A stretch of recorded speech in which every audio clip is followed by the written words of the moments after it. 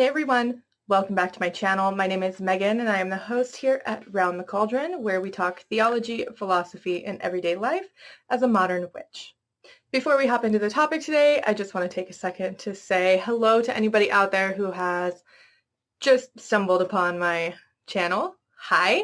Go ahead and click that subscribe button and hit the little bell in case you want to be notified when I post new videos. I have my coffee today. I want to show you my cup. See, it says, when life hands you lemons, trade them for coffee.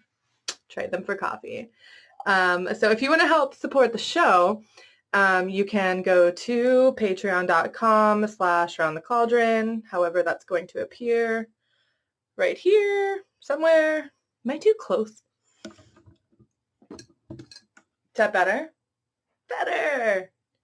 Let's see, there's a lot of glare.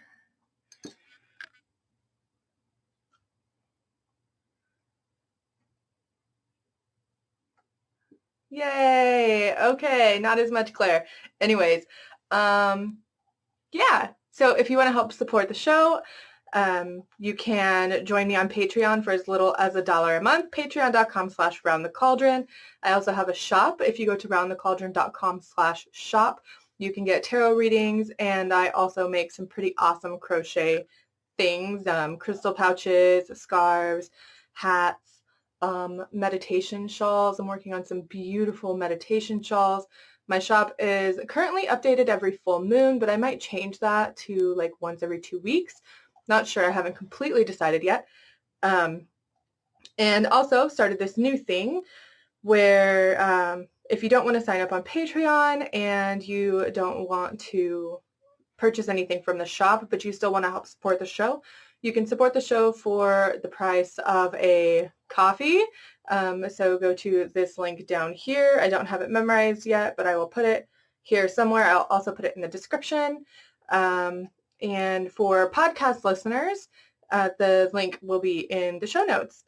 Also, podcast listeners, this doesn't really apply if you're watching this on YouTube, but for podcast listeners that don't watch the episodes on YouTube, make sure that you're subscribed to my YouTube channel, because there are some things that I post over there, some videos and stuff, that only go on YouTube. So for example, I just started this new series called Talk Tarot with Me. Those are going to be videos that are YouTube exclusive. I might link to them on my website or embed some of the videos on my website. I'm not sure. But if you want to make sure that you don't miss those videos, go ahead and hit the subscribe button, youtube.com/ whatever it is, because I don't have enough subscribers for my own URL yet, but podcast listeners, the link to my YouTube channel is in the show notes.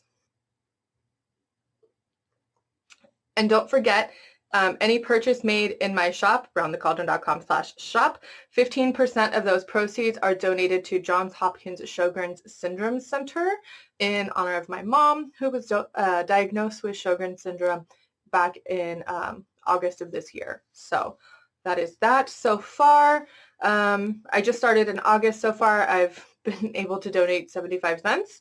Donations will be made at the end of the year, so it'll be donated in a lump sum. And I'd really appreciate if you could go on there and help me reach my goal of donating $100 by the end of 2019. So again, that link will be in the description and in the show notes, and it is roundthecauldron.com/shop. Okay, now that all of that's out of the way, it's been weird. I have family visiting right now when I'm recording this, and it's just been weird. It's been a crazy week, and my brain is scattered right now. But what I wanted to talk about today is the idea behind communication. And this goes along with my Thoughtful Thursday post from last week, 2 weeks ago. I'll link to it. But it goes along with that because since my brain has been super scattered lately, I've been finding it really hard to communicate, not only internally within myself and do a lot of self-reflection. Sorry if you can hear that. My dog is snoring in the background. Yeah, he's an old man. He's going to be 13, so he's snoring. Anyways, yeah, did self-reflection and shadow work, but also communication with the gods. And that's been something that's been really difficult for me lately. But I wanted to sort of talk about it because it seems to be an aspect that is not necessarily overlooked in a lot of people's practice, but looked at from the wrong angle. So let's talk about what communication is. So communication, just regular definition, not even talking about it from a religious perspective. It's going to be like obviously talking, listening, and then you have things like texting for those of us who text, and email, social media, and writing letters and blog posts and journals, and that's all a form of communication. Okay, and when taken from just your typical perspective, most of us feel like we are fairly adept communicators. We can talk and we can listen.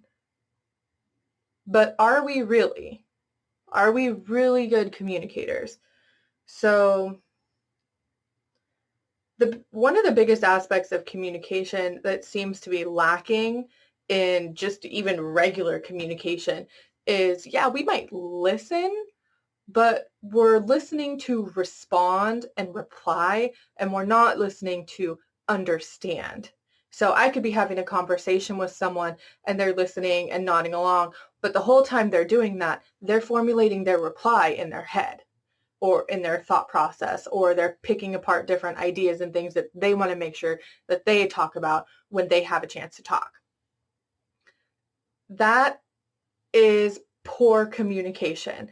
That is when things can go awry and misunderstandings happen, or forgetting things happen. It even happens with me internally. I'll be writing something down, taking notes, and my brain is just off in space thinking about something else.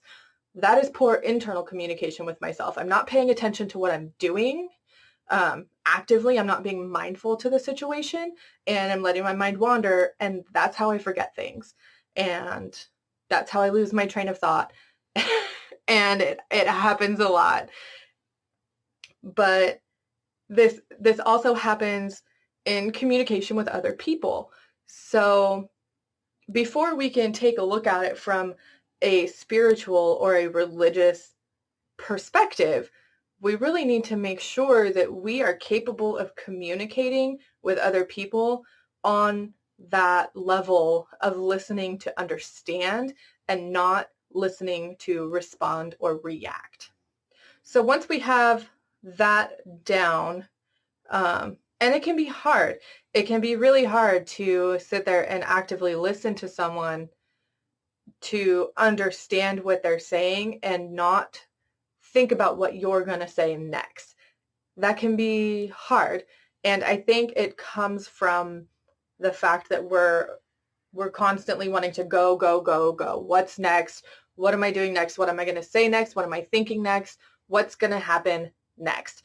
And when you stop and you actively listen to someone with the intention of understanding what it is that they are saying, it slows everything down.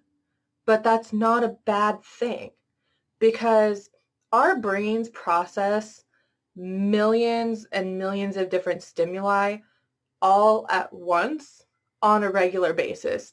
So for example, just me sitting here speaking to you through my camera, my brain is processing the camera lens, my brain is processing my hand movements, and it is making me aware that I talk with my hands and I move my hands a lot when I speak. I am aware of my dog snoring in the background, of the tree moving through the window, of my ferret asleep, of all the colors. I'm aware of everything. Everything. And when we take those conversations and we are speaking with someone, if you're not being mindful of the conversation, then you're going to miss a lot. And you might not even realize that you miss a lot because your brain is focusing on what you're going to say next, or it is focusing on the car horn honking, or people walking by, or the noise in the background. And the first step to good communication in a religious aspect is having good communication in a mundane aspect. So once you've got that part down and you're practicing being an active listener, and you're practicing paying attention to what the other person is saying, then we can move on to applying this to our spiritual and religious lives. Now, being a good communicator as far as religion goes can encompass a couple different things. The first thing that comes to mind is if you have a partner, or if you have children, or a roommate, or you don't live on your own, you need to be a good communicator when you are asking for alone time to hold a ritual, or meditate, or cast a spell. You need to be able to communicate actively, speak clearly and concisely, and really communicate what it is that you need in that moment. But you also need to be willing to listen to the other person and make sure there's no concerns on their end, and that if they have any questions that you can answer, that you answer them. Now, this isn't necessarily the time to give into their curiosity if they have questions about what do you believe, or what are you doing, or what is the spell for? What's that smell? That's not really the time for those sorts of questions. But this is not the listening part of communication that you need to be good at. This is the actual communication, the actual speaking and saying what you want and what you need and why you need it in a way that other people can understand. Now, this also goes for if you have a conventional job. You go to work, you have a boss, you have coworkers, or whatever. You have someone that is above you at work.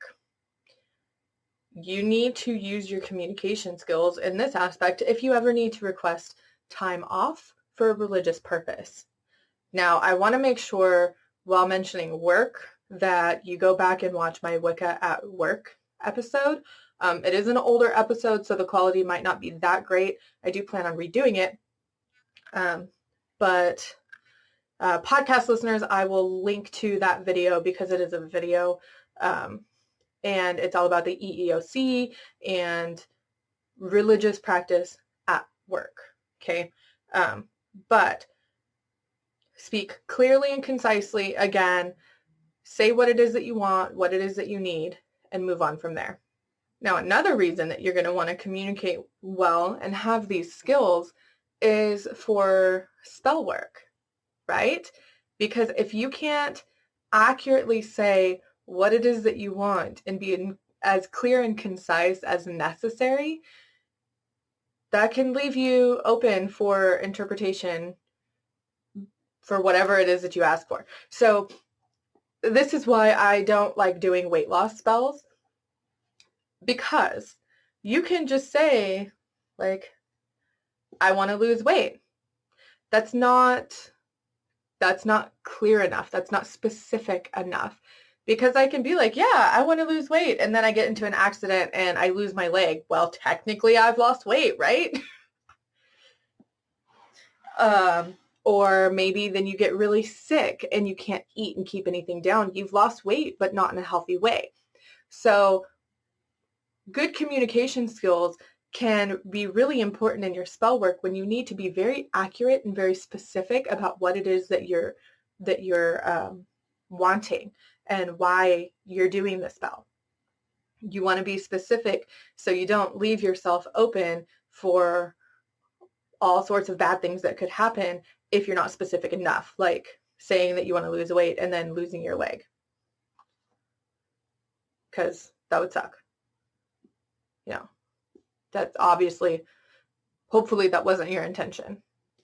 You're also going to want to have good communication skills when it comes to speaking with your gods, if you believe in or worship any gods. I know not everybody does. But this is a big part of why I wanted to talk about this. Because I've been having an issue with the communication aspect of speaking with my gods, I needed to really figure out why. And I know why on my part, and it's because I'm very scatterbrained and I've really got a lot going on right now. So that's sort of blocking me, basically, from being able to express the things that I want to express. But having good communication is also being able to express gratitude, disappointment, anger, happiness, joy, all of those things in a tactful way when dealing with gods. Because, I mean, you're allowed to be disappointed at them. You're allowed to be angry with them, but you should never be disrespectful. Never be disrespectful to the gods. And having good communication skills is key, in my opinion, to being able to effectively communicate your feelings and the things that you want or need from your gods in return for whatever it is that you're offering. Now, on the flip side of this, we need to be able to actively listen to the responses that we are getting from our gods. And this can vary based on the god or goddess, based on your tradition, the pantheon that the deity comes from, your status as, your economic status, or even like for me, the status of my mental health. That is all going to vary. All of it is going to vary. It'll be different for every single person. Now, because of my experience with my mental health and the different mental illnesses that I've been diagnosed with, actively listening to the gods for me is hard, because I know my patterns and I know when it's just my mental health acting up or my OCD playing loops over and over and over again in my head, giving me these obsessive thoughts or seeing symbols everywhere. That is part of the pattern of my mental health. So for me to be able to separate mental health, logic, and religion, it gets hard for me. So that's why I struggle with the listening aspect when it comes to the gods. That's also part of the reason why I enjoy tarot, because it's not as muddled, I guess. I don't have to rely on external sources for the information when I have it in front of me. So when it comes to listening to the gods, there's a few things that you should do, in my opinion. The first is going to be learning how to trust your gut. Trust your intuition. If you think it's a message from the gods that you worship, it might be. Take note of it and see where it goes from there. If you think that it's not, take note of it still, but move forward from there. Listen to elders in your tradition. What do they have to say about the situation? Ask around, ask questions. I don't really want to say, ask for another sign, because then your mind is going to be actively looking for one, and that can be bad. So don't necessarily say, I just saw a butterfly. Is Is that you? Can you do it again? Because then you're going to be looking for that, and you might confuse natural things happening around you as messages from the gods. Now, in that respect, when you're looking for signs and symbols, keep nature in mind. Keep nature in mind with the fact of what's going on in the natural world around you.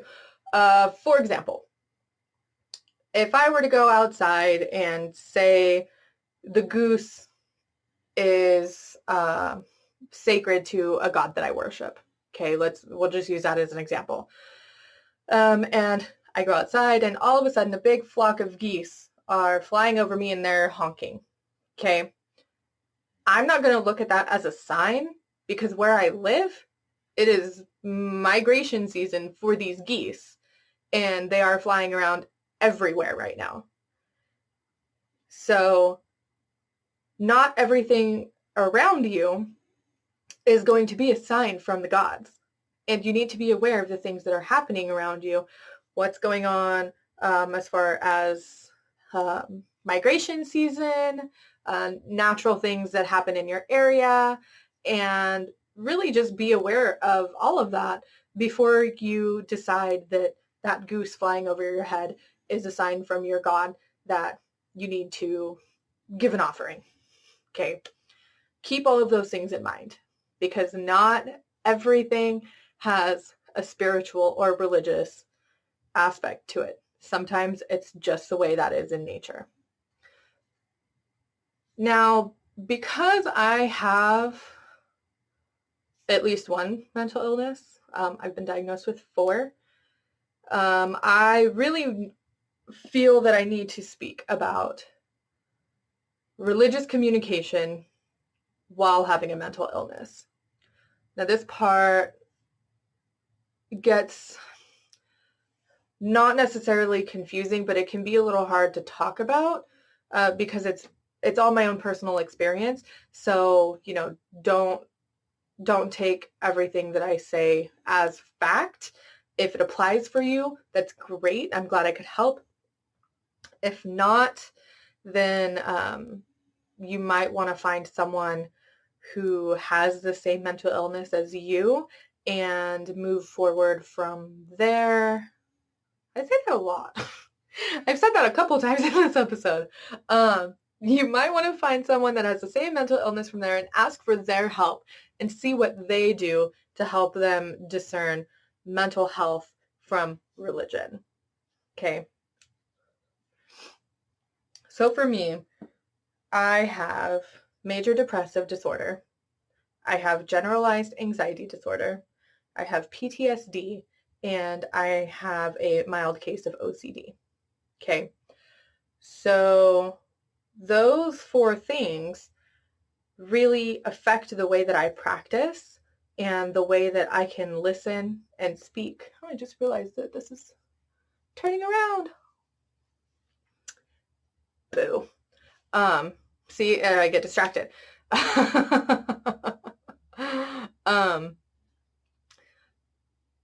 But they don't just affect my daily life in doing the mundane. They affect my religious practice a lot. So, for example, when I am having a depressive low, I don't want to do anything. I don't want to get out of bed. I don't want to shower. I don't want to pull a tarot card for the day. I don't want to do any spell work. I don't want to meditate. I don't want to do anything. And it's crappy. It sucks. I'm not going to lie to you and say, oh yeah, everything's peachy. No, it's crap. And I've been living with it for almost 28 years. So you'd think I'd be used to it now, but whatever. But as far as communication goes, for me, one of the biggest things that affects my ability to interpret signs and symbols and messages from the gods is my anxiety and my OCD. Now, the anxiety, because sometimes I just get this feeling and I just get anxious for no reason. Now, I have trouble discerning, like, okay, is this an anxiety attack? Is this going to turn into a panic attack? Is it just my anxiety? Or is something going to happen? Is this a warning? Because that's happened to me before, where it's like, I get that feeling and I can't tell whether or not it's my anxiety or if it's a warning. And it turns out it was a warning and something bad was going to happen. So that's something hard for me to interpret. The other thing is with my OCD. So now the way my OCD works, or I've come to figure out patterns or something, my mind often loops things. So even when I'm sitting here and I'm talking to you guys and I'm recording, if I don't pay attention to my train of thought, my mind will just latch onto one thought, idea, or even a word and try to play it back over and over and over again. And it's even hard in that aspect, like over and over and over. My brain wants me to just keep saying it, just keep repeating it. And that's why I repeat myself a lot too, I guess. But my brain will latch on to specific thoughts and ideas and even symbols. And it's hard for me to discern whether or not this is my OCD misbehaving or if it's something I need to pay attention to from the gods or any of the gods that I worship or am researching or trying to build a relationship with. That's really hard. And I was recently talking to my sister-in-law about this briefly. We didn't go into too much depth, but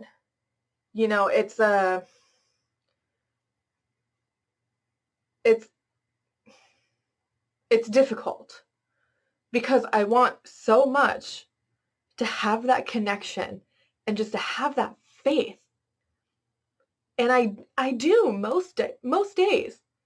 But when my mental health is misbehaving or I'm just having a bad day, it makes it really difficult to have that faith and hold on to that and know that even though I'm having a bad day, that doesn't mean that the gods aren't watching over me or that I can't effectively communicate with them or I can't effectively listen to them. I just have to know my patterns and figure out a different way to go about it. So, yeah. I guess that's it.